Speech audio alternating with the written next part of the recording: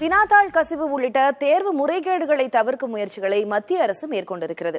இளநிலை நீட் நுழைவுத் தேர்வை பேனா பேப்பர் முறையில் நடத்துவதா அல்லது ஆன்லைன் தேர்வாக நடத்துவதா என்பது குறித்து கல்வி அமைச்சகம் ஆலோசித்து வருவதாக தெரிவித்துள்ளார் மத்திய அமைச்சர் தர்மேந்திர பிரதான். நீட் உள்ளிட்ட தேர்வுகள் எழுத வரும் மாணவர்களிடம் அதிகப்படியான கெடுபிடி காட்டப்படுவதாக பெற்றோர்கள், மாணவர்கள் மற்றும் ஆசிரியர்கள் மத்தியில் கூறப்படுகிறது. மாணவிகள் தாலி, மெட்டி ஆகியவற்றை கூட கழற்றிவிட்டு தேர்வு எழுதச் சொல்லும் நிலை ஏற்படுகிறது. இச்சூழலில் பேப்பர், பேனா கூட இல்லாமல் ஆன்லைன் மூலம் தேர்வு எழுதுவது குறித்து ஆலோசனை நடைபெற்று வருவதாக கல்வித்துறை அமைச்சர் தர்மேந்திர பிரதான் செய்தியாளர்களிடம் தெரிவித்துள்ளார். இது தொடர்பாக மத்திய கல்வித்துறை அமைச்சகம் 2 முறை சுகாதாரத்துறை அமைச்சகத்தோடு விரிவாக ஆலோசனை நடத்தியுள்ள நிலையில் விரைவில் புதிய அறிவிப்பு வெளியாகும் என்று எதிர்பார்க்கப்படுகிறது.